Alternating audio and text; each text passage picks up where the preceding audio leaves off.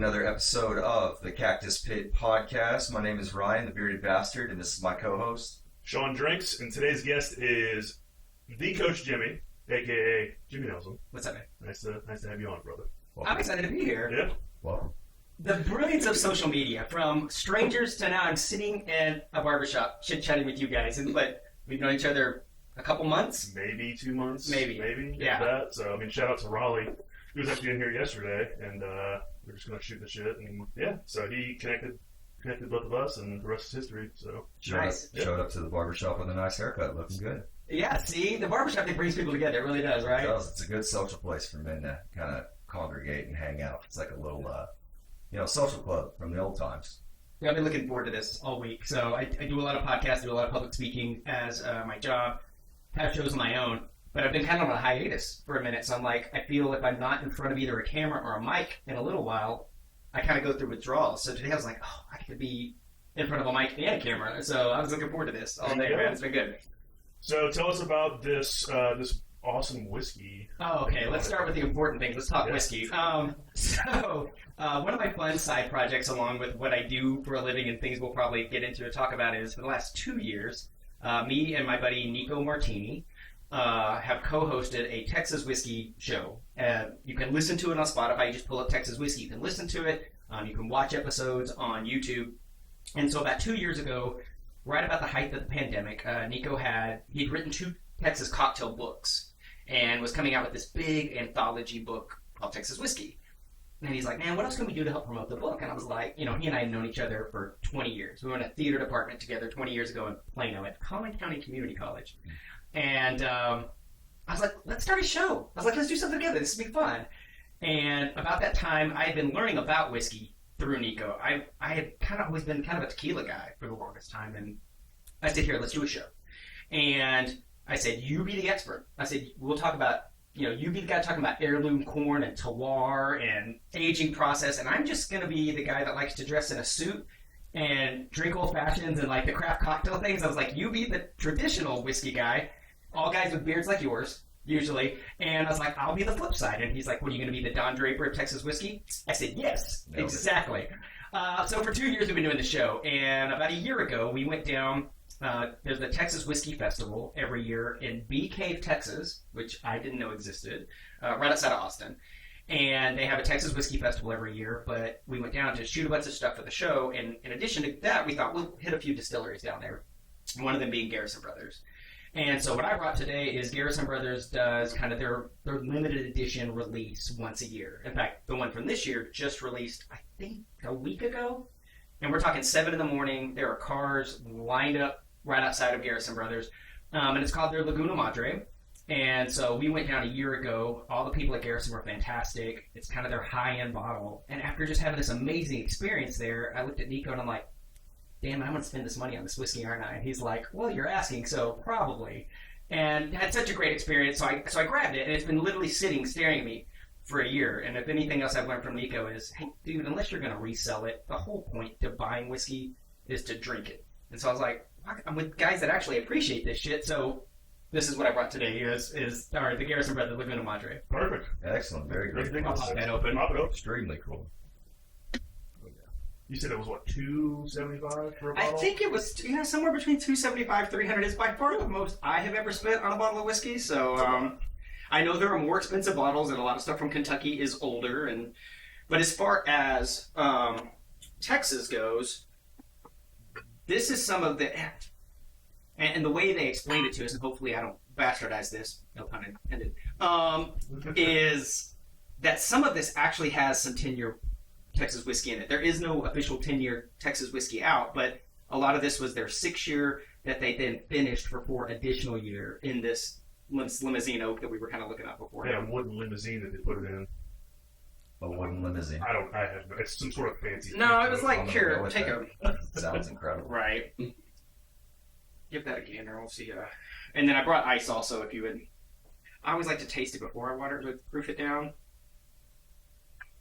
You're a bigger guy, so you can have a bigger pour. You're wrong. So yeah, when Shawn was like, hey, you want to come on the show? And what we do is sit around and talk about a bunch of stuff and drink. I was like, yeah, that sounds really great. So Cheers, Jets. Cheers. Cheers, brother. Clank, clank, clank, clank, clank. Cool. So, all right. So, for everyone that's actually tuning in, tell them, who is Coach Jimmy? What's your story? Yeah. The way a lot of my public speaking things start with, I'm a former 100-pound overweight, 3-time college dropout. That now what I do is I work with business owners, all sorts of different backgrounds, whether it's barbers, whether it's real estate investors, whether it's health and fitness people. What I do is I help businesses attract and convert more of their ideal customers by learning how to tell a personal story that ties to your product and service. And it's been for about 16 years. And part of that has to do with my background in acting as a performer. And so I grew up in West Texas. My parents and I moved to Rockwall when I was 15, went to high school out in Rockwall. Grew up this heavyset kid, kind of awkward, didn't really find my place until I got on stage. And it was really this weird dichotomy. I got on stage, and I even shared this story about the very, very first time I ever got on stage was in the first grade and was forced to sing a solo in Lubbock, Texas for a Christmas play. But it was one of the first times, like when I got on stage, that I got like a positive emotional response from an audience. And I was like, oh, this is my gift. But the flip side of that is when you figure out what your gift is, what comes naturally to you, but you kind of hate the body you're in, and my parents, we couldn't really afford to like get the training I wanted to. So it was this weird back and forth of, I think this is what I'm supposed to do, but I'm really self-conscious about wanting to do it. And, it started this process of, okay, I want to go train. Well, we can't seem to do this school. Hey, I want to get better at this. And I got really good at also explaining away why I was where I was. And what I mean by that is nothing was ever my fault. I was never complaining. I was just explaining. And so it was stuff like, well, it's not my fault. I'm this big. Lard is a food group in West Texas. I think this is what I ate growing up, or this is what was going on, or hey, it's not my fault I'm struggling in school, and I just kept, and then I'd move. So I'd go from here, I went to school in Plano, ran off to the University of Oklahoma for a little bit, went and worked at Disney World for a few years, went to New York. And what I found is every time I would move thinking, I would blame my circumstances around me. Hey, this is why things aren't working out. And I would literally run off to somewhere else. I found those things followed me. And the one thing that was in common in all these spots was me.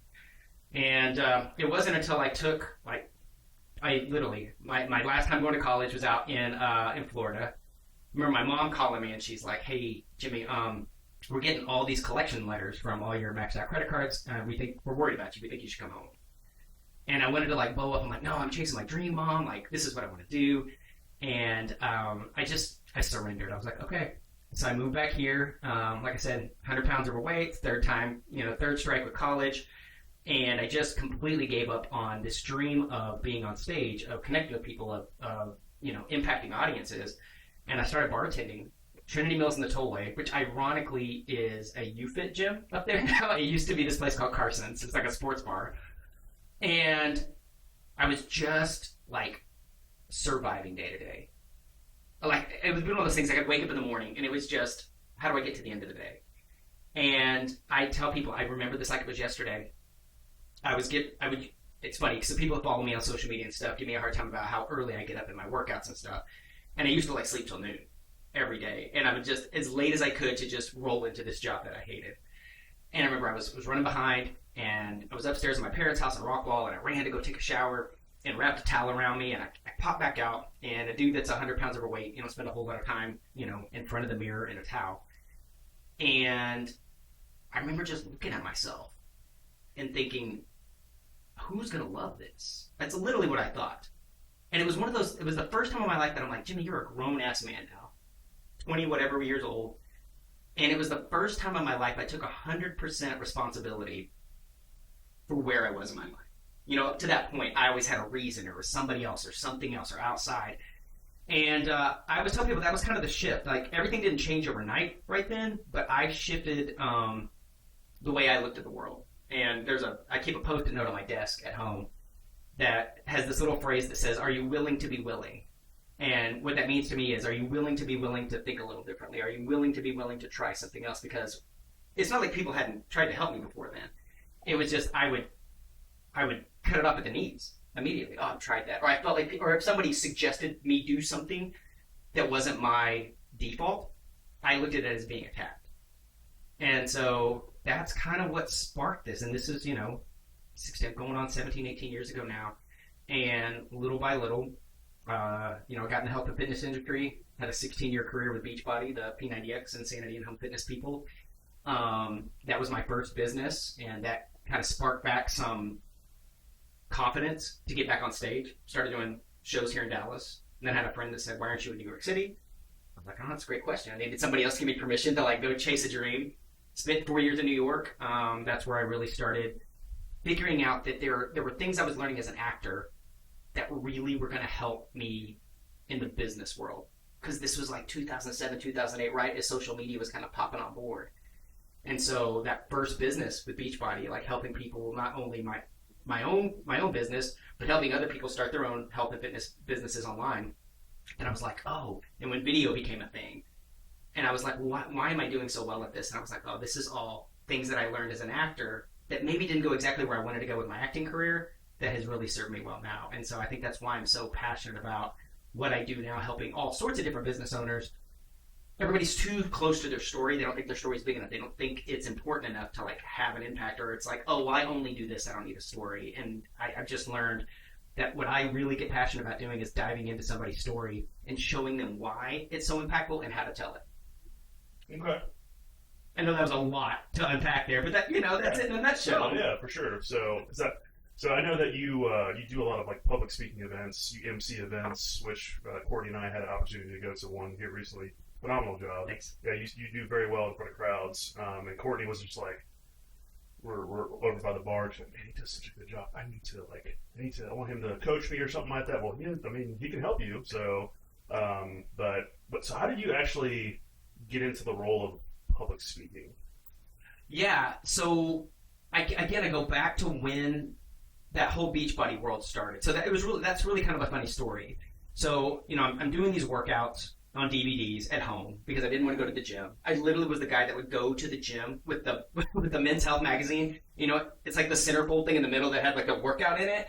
So I take that over the corner, and I was so self-conscious, and my mindset was so messed up that if I was in this corner trying to figure out how to use this machine or how to do this workout, and you guys were on the far side of the gym just shooting the shit and talking about whatever and kind of giggling or laughing or having a good time, I would assume you were laughing at me. That's where I was mentally. And so when I was introduced to a way to do this at home, that was a game changer for me because it was something simple. It was just 2 workouts I'd alternate. And so when I found an online community. So it was like message boards before there was actually Facebook, social media. Well, when that launched, their kind of their network marketing side, their affiliate marketing side, which they didn't start with, I jumped in initially just because I wanted the discount. And then they started doing events. And at events, they would always be like, hey, does somebody want to share a story? Who could get up and share a testimony? Well, and I was one of the few people that wasn't scared of jumping on stage because I'd had that background, and it was all these, I always find that what people make look easy, usually what we do is we underestimate how many hidden hours they worked at that to make it look easy. Right. And what I didn't realize was all these thousands of hours in scene study classes, in on-camera classes, in plays, in little short films and stuff, was preparing me for this stage, not for the thing I thought I was chasing. And so that's kind of how it started, is I'd jump on stage, I'd give a testimony, somebody else would see something in me, wow, you're really good at that. And so my roles at these events would get a little bit bigger. And I remember one year, Beachbody has their big annual summit, and there was a year in Vegas where I had been asked to do 2 workouts on stage with some of the super trainers like Shawn T and Shalene Johnson, Tony Horton. But I was also being asked to teach, do business training in one of the breakouts. So I had 2 or 3 things, and I was like, I would hate to do all this and not capture it. And so I found there was a guy that was on my team, amazing filmmaker, Philip Hartshorn, huge YouTube channel now. And I said, hey, man, if I get you out there, can you just follow me around for 4 days? I got all this stuff going on, and I don't want to just leave it in Vegas. Yeah. That's the one thing in Vegas, you don't want to stay in Vegas, right? And and he followed me around, and we started putting that content out. And I joke, I love what I do. I think I'm good at what I do, but Philip makes me look awesome, like a rock star with the way he edited things. And we started putting that out. That's when other people started reaching out. And I'm like, hey, do you do this for other industries? Do you do this outside of fitness? And it was just little by little. It wasn't like one big decision. Like this past year, I had the opportunity to be on Grant Cardone's stage at his 10X convention in Vegas. And the speakers at that thing were Tom Brady and Mark Wahlberg and Stephen A. Smith. And I'm on this stage and seeing this thing, and I'm like, how the hell did I get here? And it was never one big, I've had people in the past like, Jimmy, what was the big one decision to change things? I was like, it wasn't. It was all these little yeses and just leaning into being uncomfortable for a minute and saying yes and showing up and cultivating these relationships. And then the next thing pops up to where I kind of run this motto of, I don't get ready, I stay ready. Because you know, when opportunity knocks, it's too late to prepare. Well, yeah, I mean, you're literally always in a suit, so you're ready for and that you know, that the suit thing, I don't know where that popped up. That was about, probably within the last decade, you know, and it was funny because I get asked all the time, you know, why are you in the suit? Or a comment about the suit. And sometimes it's a compliment, and sometimes it's like this backhanded thing. Like somehow I think that's about other people, though, when I get like, why are you in a suit? Or I think it's great. I remember I was speaking at an event in Nashville, and we all went off to Broadway, like where all the honky tonks are afterwards, and I happened to be in a suit. And it's like the wrap up of this event. And it's hot as balls out there, I know. I mean, like, not the first time I've been in a suit. It's 106 in Dallas today, I'm in a suit, right? And I make eye contact with this girl across the bar. And she kind of smiles, but then she like just makes a beeline to me. And I'm like, oh, where's this going? And it was just really aggressive, like, why are you in a suit? I was like, hi. And it was just funny. I was like, did I offend you? Did I do something? But it's really interesting that sometimes it just makes, I think that's more about somebody else than it is about me, because I used to feel like I had to defend myself. But I get all my buddies that grew up like in suits or whatever that have built their own business, like, man, I'm never going to wear a suit again. And I'm like, I get that. I said I was the flip side. I said I was this fat kid that never felt cool in like great fashion. And I've always been infatuated with that kind of mid-century modern time frame. I mean, I joke with all the Mad Men references I make, but that was my grandfather. And my gramps, you know, lived in West Texas as well in Lubbock, and he retired from the Air Force and then went into insurance. But like that era, if you watch Mad Men, that 1955, 1965 era was him. And so I watched him, the Office, the nice. I mean, I even brought my flippin' own Mad Men glasses for you guys today. Like this, it's kind of ridiculous. But it's that idea of, I just found that time period so flippin' classy, where people like made an effort and took some pride in some things. But it's about me. I don't judge anybody. I don't expect everybody else to roll around with me, in a custom suit or whatnot. Absolutely. So for me, it was just this. As I continued to step into this thing, it was finding different ways to just be unapologetically me. Because so much growing up when I was the heavy kid was just trying to make everybody like me in high school and college and stuff. So I was trying to be this amoeba that would turn into whatever you wanted me to be. Even in my acting career, and one of my acting mentors in New York, and I wish I'd have listened to him. That he's like, I was young, and he's like, you don't even know who you are, Jimmy. He's like, you go into every audition trying to guess what you think they want you to be. He's like, just go be you. Let them fall in love with you, and then if they need you to do something else, they could. And I wouldn't trust him. I just wouldn't trust him enough. I didn't have the self-confidence just to go in and go, cool, here's unapologetically me, because I'm like, I just got to get this job. So I'm just going to change and be whatever you want me to be.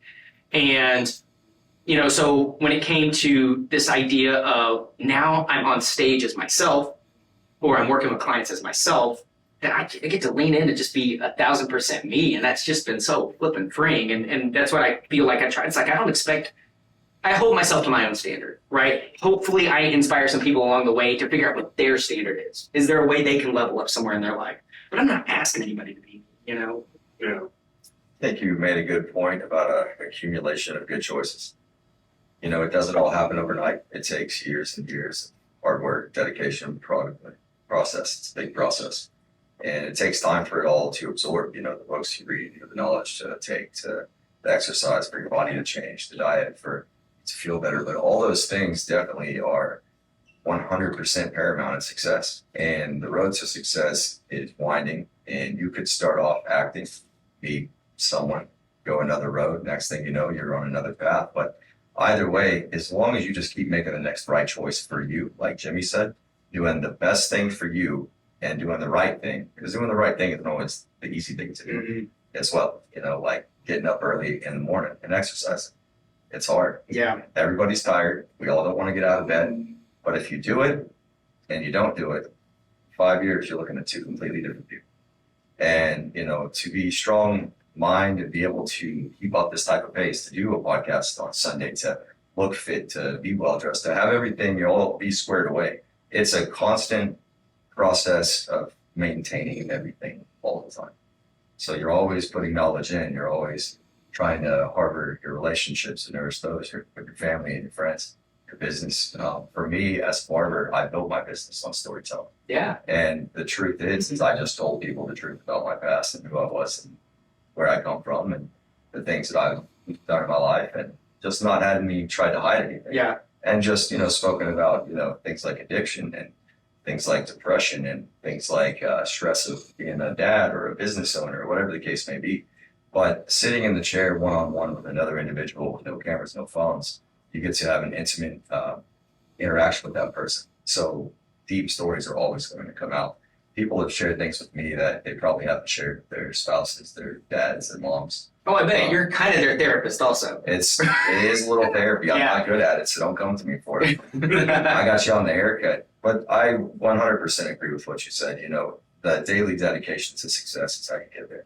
And you just touched on something, and I'm so glad you did, because the other thing for me, if I look back on this, you know, 16, 17, 18 years, I'm losing track of time now. I've said 16 years now, I think, for 4 years.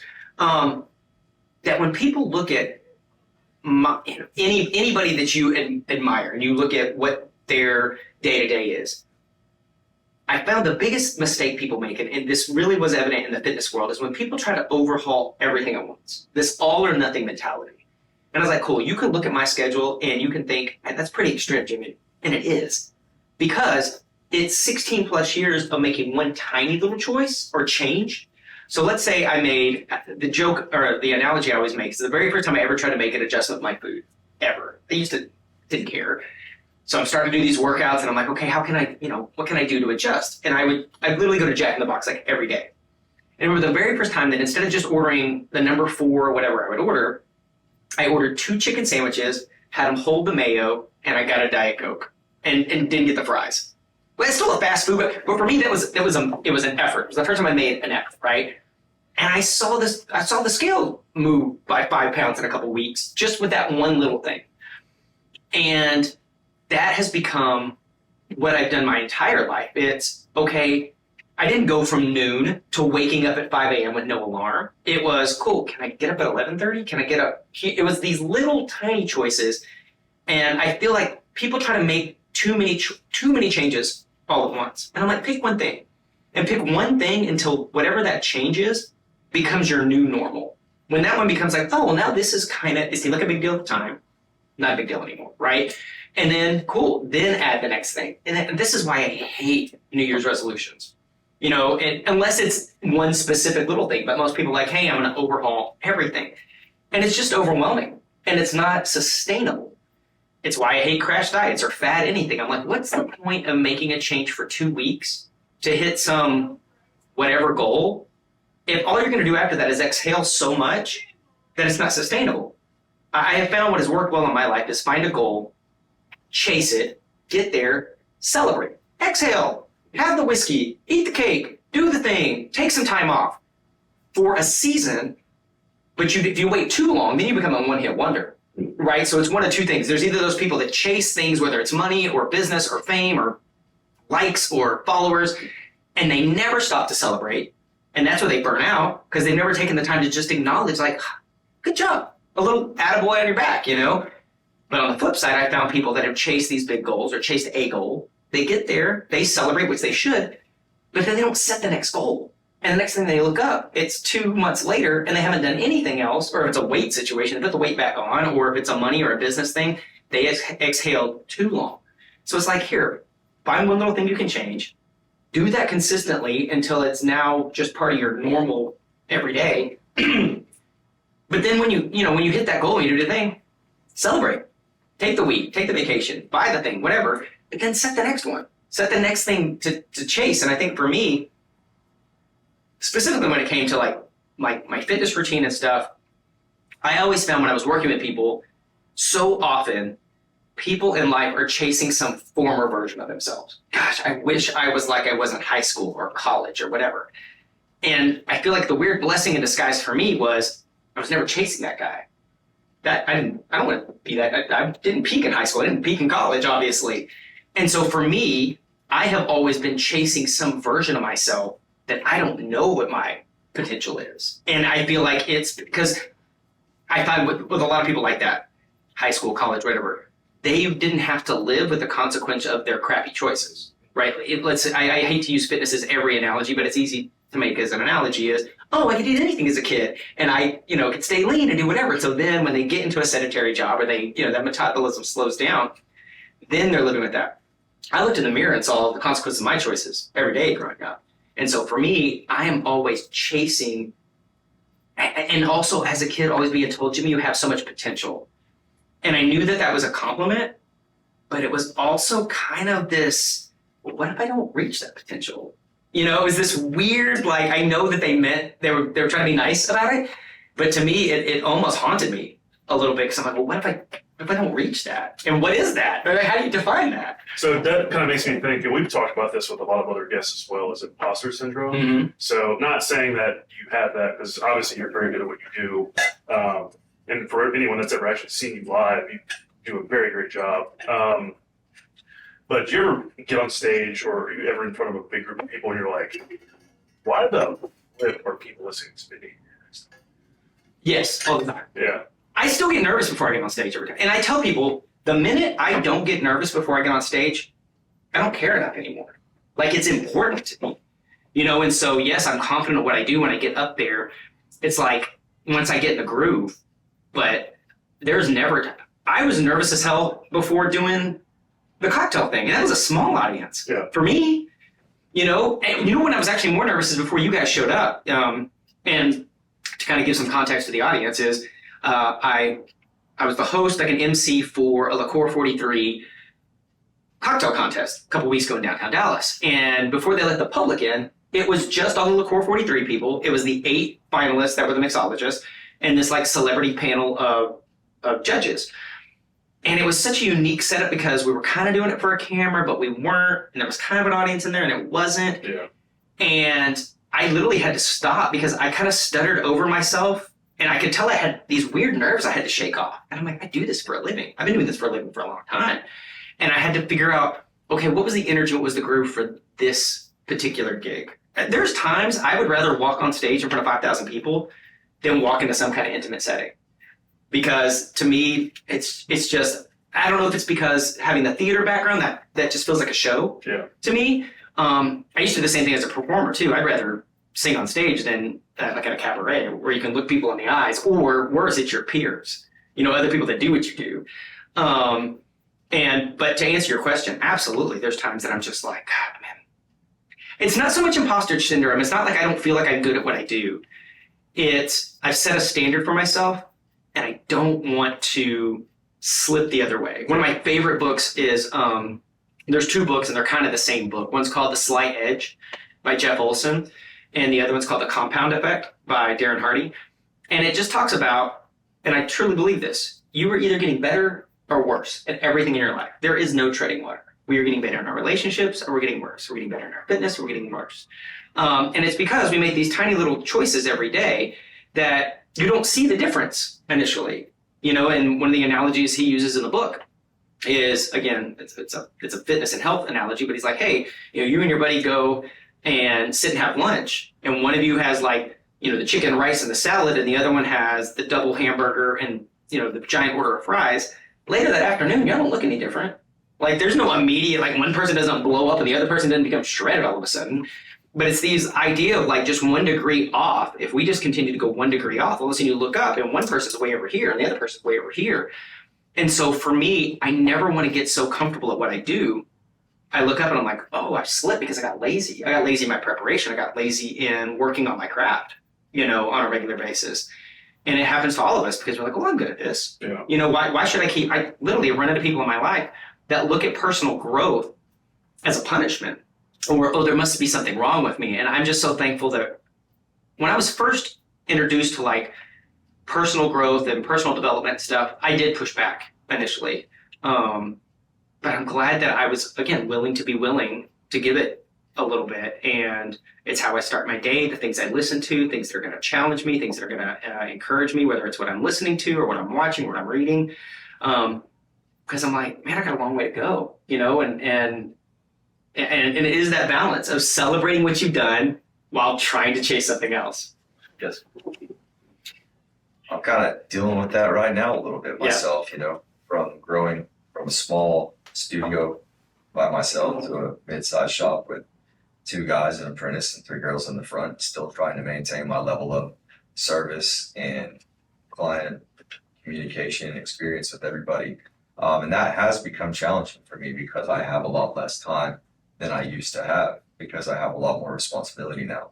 I still always want to provide the best available, like for myself. I will always do the best I can. And sometimes that is the struggle. You're kind of in the middle, you know, where you're growing from small, trying to grow to a larger thing, possibly expanding again, and trying to figure out that process. And sometimes you can feel like you're making no progress. You're like, I'm just spinning my wheels over here, and you know, what am I even doing? And then boom, you know, the next thing happens, and the light clicks on. And I think a lot of entrepreneurs struggle with that. I can say that I have definitely, you know, just the transition of a small thing to a mid-sized thing.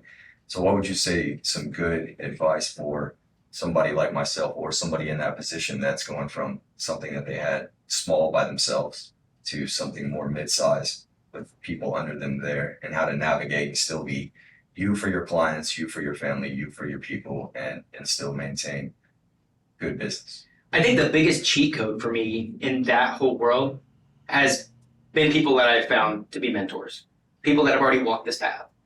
And I used to push back against that a little bit because I was like, well, I don't want to do things like somebody else did. And I realized the right mentor is going to give you some fantastic fundamentals while still letting you be you, you know? And I thought when I started investing in whether it was a mentor, a mastermind, getting into rooms with other entrepreneurs, even I've learned more from people that are completely different industries than me but at the end of the day, it's kind of all the same steps, regardless of where we execute this in. And so, you know, one of my favorite quotes, you know, Jim Rohn talks about this all the time, is we're the average of the 5 people we spend the most time with, right?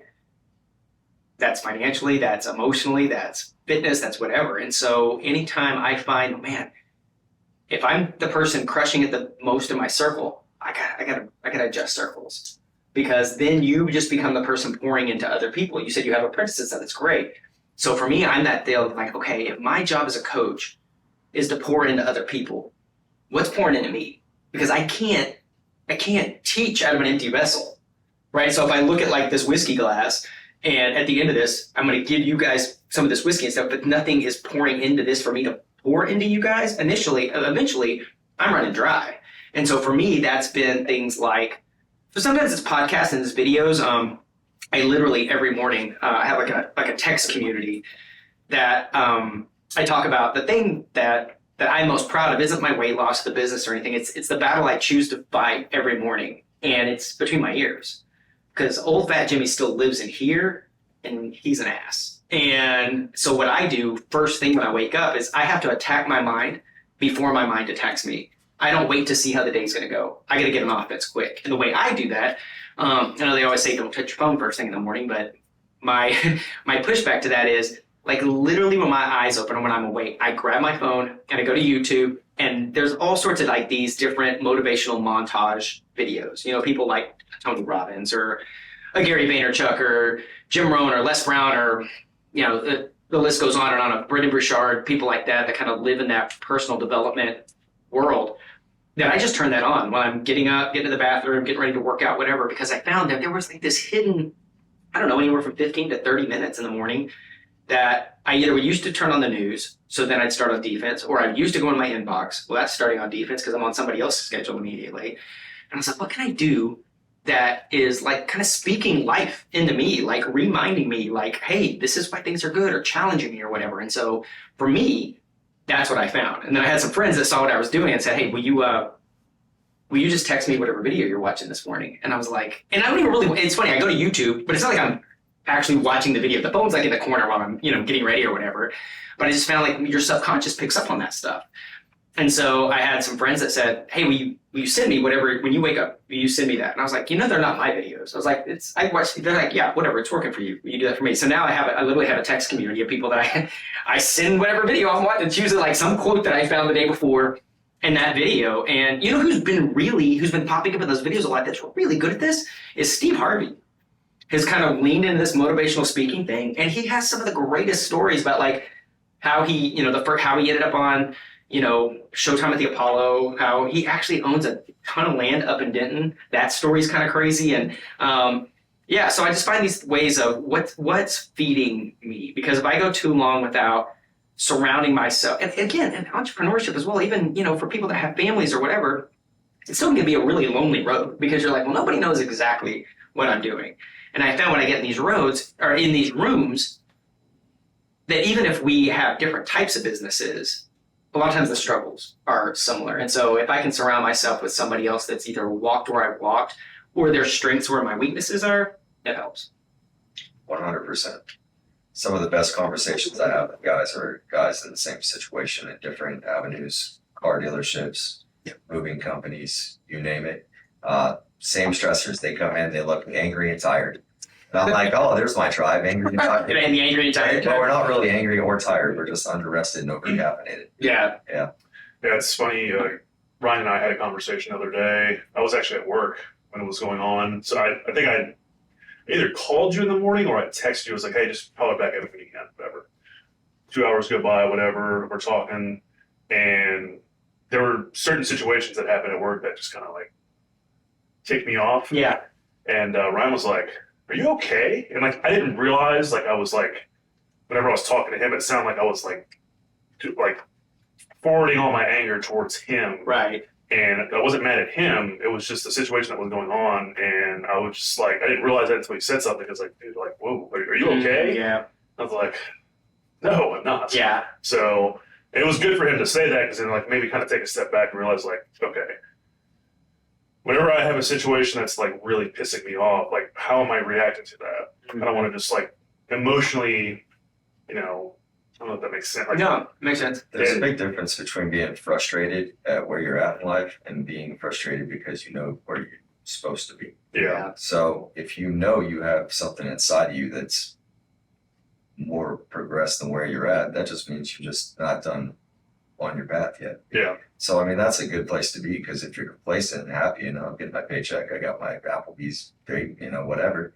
That's never been me, man. Yeah. I want a lot more out of life than that. And that doesn't mean money. I've always said that for me, because I've, experienced adversity in my life as well, it's about quality of days. Mm-hmm. I don't care about, what happened yesterday or some little squabble about this or that. Like, unless it really matters, it doesn't really matter. And to me, I try to be in the moment, especially like right now, I'm not thinking about later today or this evening. I'm trying to really be intentional and hear what you're saying because, there's great advice there. And when you have people that have similar struggles and common goals and you create a community around that, that's what we're really talking about is the tribe of people who are striving for something better than they are right now. And you can, like you said, 1 degree, I golf. If you're a couple degrees off, See you later. Right. So it's you got to orient yourself. You got to pick a direction and you got to stay on the path because there's so many ways to just get distracted or to be, confounded or somebody tell you, oh man, you should do that. It's a bad idea. Yeah. Steve Harvey said, right? If you ever want to kill a big idea, tell it to a small person. Yeah. And that resonated with me a lot because I've told goals and things like this a couple of years ago about doing a podcast. All these things, and here we are now sitting here with you, Yeah. So thank you for being here. And it's incredible. So it's just, if you set your mind's eye on a goal, whether it takes you a year, a month, a week, a day, if the intention's there and you have discipline and dedication, you can get there.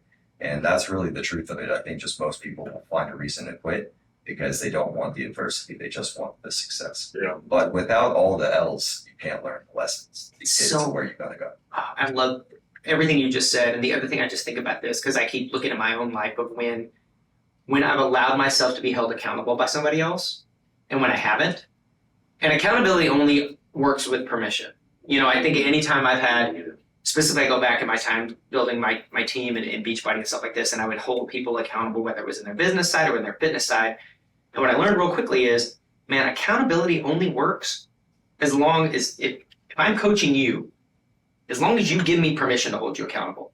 The minute that permission goes away, it goes from accountability to all of a sudden, I'm just a pain in your ass because I'm holding you to something that you've decided you no longer want. But then I flip that on myself. And it's like, okay, where am I in the times that I've done the most, where I felt the most fulfilled? Where have I allowed somebody else to hold me accountable? And to have those tough conversations at times. And I just feel like it's hard. So many people, they want the rewards, they don't want the pain side, right? And sometimes the pain side is somebody holding you accountable, saying, hey, did you do the thing you said you were going to do? Hey, you said this was a goal. How's that going this month? And those aren't always fun conversations. I think they're valid. I think they're necessary. But so few people, because you have to kind of build that in your world as an adult, right? Like you don't, you have to give somebody else permission. Now, sometimes that's, like I said in the past, I've either had a mentor or I've paid a coach or something. And for me, it was like, okay, I got some skin in the game here. Like this cost me some money. So I'm going to go execute on this. And the same thing with my clients. When I come in and somebody's like, hey, Jimmy, come help me, craft out this story and build it. Cool. I'm going to come in and do that. But then I'm also going to hold you accountable. Like, hey, are we practicing this? Hey, have you gone live this week? Hey, have you, what are ways you're going to get better at this? Because where I get frustrated is we do all this work, we craft out this story, and I'm like, this is going to change the world. You're really going to have an impact. And then they sit on it. They don't do anything about it, right? They think about it. And I realize those same times in my life. We were talking beforehand. I got a few things like irons in the fire, a show that I'm in the works of putting together my own show. And I feel like I've been talking about this with everybody for like 6 months. And they're like, so where's the show? I'm like, oh, well, so-and-so said they were going to do this. There's all these reasons. Again, going back to my initial story, not an excuse. Here are my reasons, or I'm just saying why this hasn't got taken care of yet. And I'm like, okay, no, I need to start moving forward. That I need to be able to have, even if it's a buddy of mine saying, hey, a week from now, ask me if I did that thing. And if not, give me some help, and then allowing them to do that and not like fighting back with them when they do what you've asked them to do. Yeah. Well, when you tell yourself you're going to do something and you don't do it, you're gonna feel guilty. That's so frustrating. That's very true. Yeah, I do that quite a bit.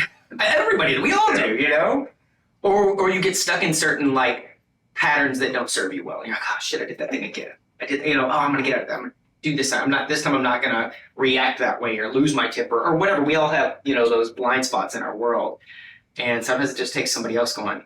And especially I think, going back to your analogy about being frustrated at work and how you guys reacted, I think we as guys just tend to not want to talk about that either. So you shove it, but then you shove long enough and then cracks pop up and somewhere it leaks out the side in a really like aggressive way. And you're like, oh, I didn't mean, sorry, you took the brunt of all this stuff I've been cramming down in like this other vessel that finally couldn't hold it anymore. Yeah. Yep. Yeah, I didn't like blow up or anything. Yeah. It was just like because I'll do it with Courtney as well sometimes. Borderline emotional abuse out there. No, I just, for me, if I'm friends with somebody and I feel like something's going on, I'm going to ask you. Tell you. That's great. Flat out. Like, if I think you're doing something weird or the wrong thing, man, if I'm your friend, I'm going to be like, hey, man, what's up? And if that makes you mad and not like me or not want to be my friend, that's fine. But, I'd rather piss you off for 5 seconds, tell you something you need to hear than, walk around you on eggshells. Yeah. And, for sure, you can let frustrations and other aspects of life lead out to relationships with friends, family. And, he called me the other day asking to confirm some things. And I was like, oh, no, I'm not confirming. No, and I didn't do it because you're just so busy all the time. Like you say, you create, you work, you go. You create, you work, you go. And we don't have a lot of time to just reflect on what you've done. And sometimes that, like you said, it's the most important part. I was at the house the other day watching my daughter in her little Elsa dress, playing with my 4 dogs, on the couch, like jumping up and down, playing Buena Vista Social Club. My wife's cooking. I walk in the door. It's like, it's perfect. Yeah. It's picture perfect. And, 6 years ago, I had no money, 2 felonies. I was wanted in 2 states with no driver's license in the car. So for all of that to be able to get through, right, and then get to that moment right there in that moment, I was able to like recognize in the moment. I was like, man, I wish my grandfather could have seen this like with my daughter. And for me, I let out like a tear of joy. Like I was crying, Yeah. like in the happiest way I could be. Sure. And that is like, to me, the greatest joy in the world, to just see my daughter there smiling and happy, me clear-headed, focused, mind on what I got to do. And it was just a moment of in taking those moments. It might not be a vacation or a day or a week, whatever. But yeah, just taking a time, like 5-10 minutes to yourself and just going over your list of things you're grateful for, things that you have in your life that you didn't yesterday. It's important to have perspective on how far you've come. Because sometimes we can, we'll forget. Yeah. You forget who you were or what you used to be like, and then all those little micro improvements, and then you're just a whole nother beast.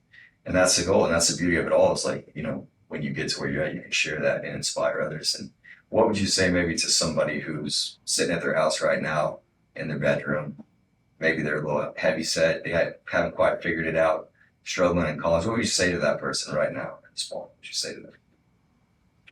I mean, number one, you're worth fighting for, because I just knew there were times in my life that I'm like, is this worth doing anything about, right? And know that where you are now, your past has zero to do with your future. Your past has zero to do with your potential. Your past has zero to do with where you could go. Because if you would have told 21-year-old Jimmy, I would be sitting here today in the suit, chat with you guys, telling all these amazing stories, I wouldn't have believed you and just wouldn't have seen that for myself. And where you've been, the mistakes you've made have nothing to do with the potential of where you could go if you're willing to draw the line in the sand and go back to, are you willing to be willing? Are you willing to have your mind changed about something? Are you willing to try one little thing differently?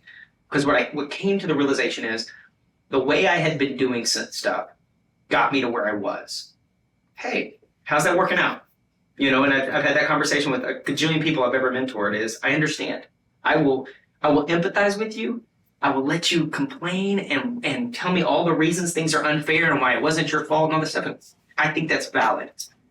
But what I think people have learned working with me is at the end of that, I'm like, man, that sucks. What are we going to do about it? Right. What can we do now? And it's just taking that first step. And the first step sometimes is the hardest, right? It's the hardest. But I'm just going to, for that person that's sitting there that just seems lost, just take that first step. And I guess the other part about this is, and this may sound discouraging, and it's not. If you'll take the first step with me, or take the first step with whoever you work with, there's also no finish line. Because the minute you get to where you think you want to go, things change. And I had a theater mentor, a different theater mentor, and this is played out in so many different areas of my life. He said, Jimmy, until you learn to fall in love with the process over the performance, you will always be frustrated, right? It's not just when the lights are on. It's not just when the opportunity comes up, right? You have to fall in love with the process, that grind that seems like it's a pain in the ass right now. Somehow learn to fall in love with that thing. That fall in love with, like, I'm getting up. I'm working on my mindset. I'm working on my relationships. I'm working on my body or whatever that is today. And celebrate just celebrate the stupidest little win today. And then, you know what? You wake up and you do it again tomorrow. And you look up and all of a sudden you put 3 or 4 days together. And you look and you're like, golly, where was I a month from now? And you're going to mess up. You're going to mess up, and that doesn't mean you have to start all the way over. If we're going to go climb up a mountain, right? And we get 2 or 3 miles up. And all of a sudden something goes wrong. Somebody sprains an ankle, stumbles, something goes wrong. I am not voluntarily going back to the bottom of the mountain and starting over. We set up camp right there. We lick our wounds, we get these things, but we're going to stop and go, look how far we came before something went wrong. And we're just going to pop up right there and set the tent there, regroup, and then start over. Every time you tell yourself, I'm starting over, you make that mountain bigger. Whether it's in fitness, whether it's in financial, whether it's relationships, whatever, when you think, oh, I messed up, therefore I have to start over, you've made that mountain bigger again. And I used to get this all the time. People in the fitness world be like, oh, I skipped day 6. Should I start all the way over? No. Just acknowledge that you messed up and get back on your horse, and then we take the next step and we keep going. 100%. Momentum is such a huge thing.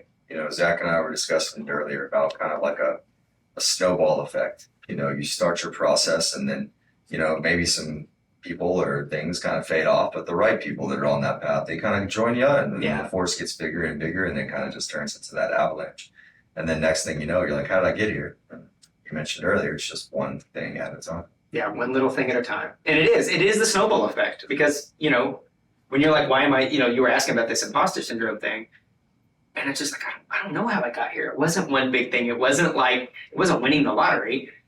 And there's been a lot of bad days. There's been a lot of like beating myself up about, why'd you do this again? And it's this ebb and flow, but it's, here, I know we got to wrap up. I'll leave you with this. I find that the difference between successful people and unsuccessful people aren't that successful people don't mess up. They just acknowledge and self-correct faster. It takes just as much energy to sulk and isolate because you messed up. And a week goes by and you're beating yourself up, or you isolate, or you've gotten outside of your circle, or you don't tell a buddy or something, hey, I'm struggling right now, or I messed up, right? Because it's an ego thing. You're like, you know what? I'm going to fix it on my own, which is the worst thing we can do. Like, by isolating, it really is the worst thing we can do. I get why we do it. And I was just like, but the successful person just goes, they just own it, right? They're like, messed up, right? They swallow their ego. They say, messed up. How do I get back on track? How can I just get back into that zone? And I know for me in my life, the days that I've let myself beat myself up for 2, 3, 4 days, then getting back in that routine so much harder than just being like, you know what, I effed up today. Yep, own it, messed up. If I need to apologize to somebody, or I need to apologize to me, and then just let's get back on there, And that's the same amount of energy that is to beat yourself up. Yeah. Love it. Well, appreciate you getting on, man. This was good, man. Coach Jimmy. Yeah. I love this, man. Thanks for having me. This has been fun. Absolutely. Absolutely. I hope that inspires some young entrepreneurs, people maybe out there that want to do it, but just need a little push. Absolutely. Just jump. I know Big Chris over here is inspiring, so. There you go. It's great. Like I said, you gotta find the right community, find the right team, and just keep grinding. Yeah, no doubt. It's a great message. All right, ladies and gentlemen. Until next time, y'all have a good one. Peace.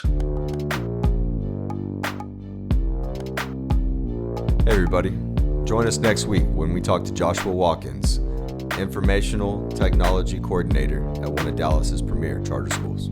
Brought to you by Bearded Bastard Barbershop and Legacy Hi-Fi Studios.